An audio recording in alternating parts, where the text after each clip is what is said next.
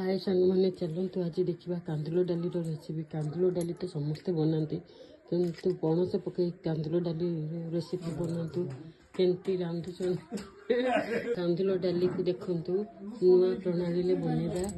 ये कांदुल डाली 100 ग्राम, पणस यार अधा ने, रसुण 2टी, लंका 3टी, लुण स्वाद अनुसार, हलदी गुंड, सोरिष आ तेल।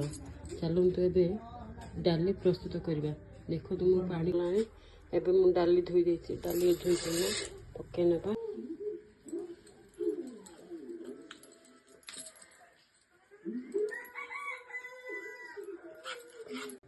देखो सांग मैंने पणस को भल भाव काटी नहीं।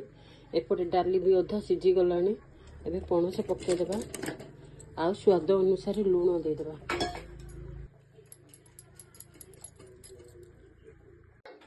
डाली बगारिया रस तेल ताती जाए लंका दे सोरिष देदेवा।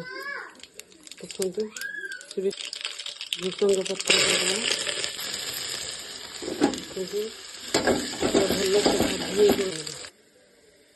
निजे बनइले ही जापारे तार बास्ना केमती आसे। कमेंट बॉक्स कमेंट करेंगे।